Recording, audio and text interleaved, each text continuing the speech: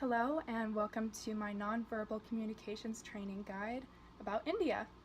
So first off, I'd like to start off with kinesics, which is the study of body language and movements.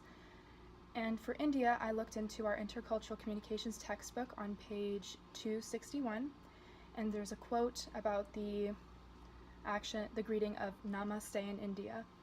Namaste can be spoken without a bow, however the bow is more formal and is respectful, especially when directed to an elder or a person of importance.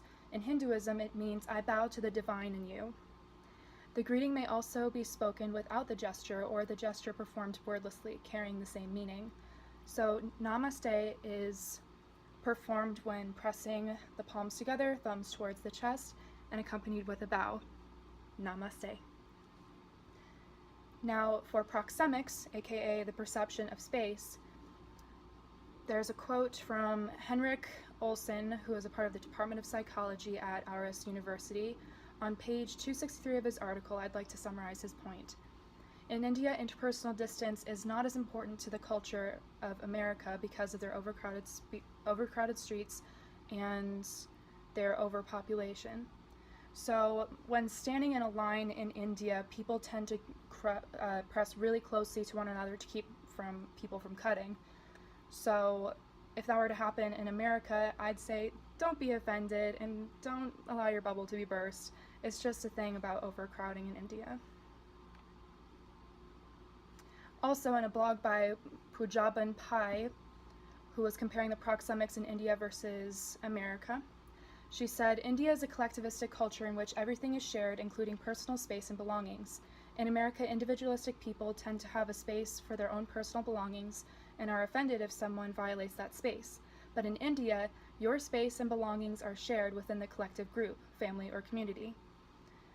So in the collectivistic culture of India, all the things are shared to serve the collective group. But in America, everything is individualistic, so everybody's entitled to their own stuff. And Americans are easily offended when their stuff is taken or borrowed and whatnot. So for haptics, or the use of touch, there's a website created by DePauw University which addresses the nonverbal issues in India. To quote, in India, touching somebody is considered a special act. Only someone within the same caste system or family may touch you affectionately. The religious significance of touch is very high because there is a lot of touching involved in Hindu ceremonial acts. Touching somebody represents a bond with them and is reserved for family occasions only. So that's why physical touch and physical affection is considered offensive and sometimes obscene in the Indian culture when people from American culture go to visit the country. As for paralinguistics, aka vocal qualities that typically accompany speech, there's a quote by Felicity Menzies, the CEO of IncludeEmpower.com and author of World of Difference. She quotes, high context cultures typically have collectivistic values. These are cultures, aka China, India, in which the needs of the group prevail over the individual needs. Group cohesiveness is valued over individual expressiveness. In collectivistic cultures, direct expression of disagreement threatens the face and group cohesion. Across collectivistic Asia, silence is used to signify disagreement while maintaining interpersonal harmony. So in India, they prefer a direct style of communication.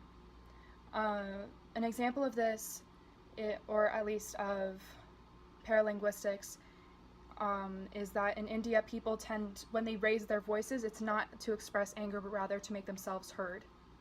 For chronemics, the nonverbal channel of time, Berlitz.com, a website that provides classes on intercultural communication, quotes this. Symbolism and the concepts of fate and karma are important in India. One of India's most characteristic traits is spirituality. This is mainly due to the predominant Hindu religion that views human beings as not having much control over their own lives. In turn, this greatly influences the concept of time, which is circular. Negotiations may take longer than expected, and a considerable amount of time is taken to get to know your business partner and build a relationship. Meetings may not start on time, and attendees are likely to arrive late. As a foreigner, you should be punctual.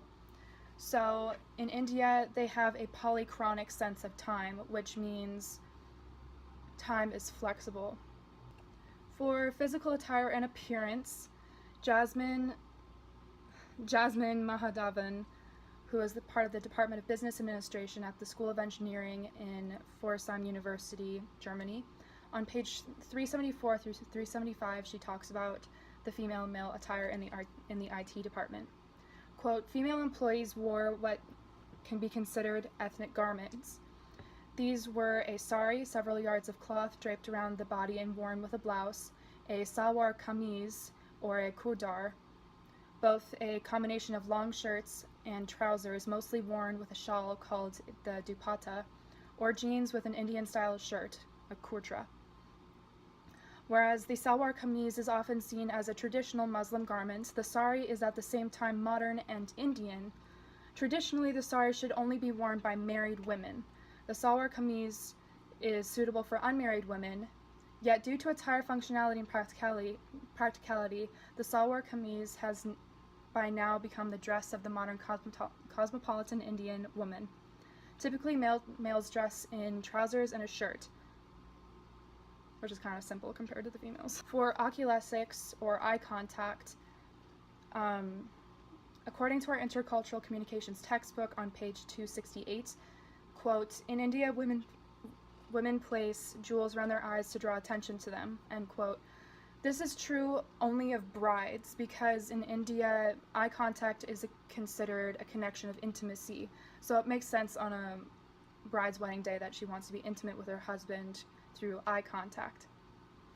So for olfactics, or sense of smell in nonverbal communications, according to James McHugh of Harvard University Department of Sanskrit and Indian Studies on page 415 of his journal, quote, the smells of flowers fall into two types. These two types are now the very familiar twofold dimension here stated as desirable and undesirable.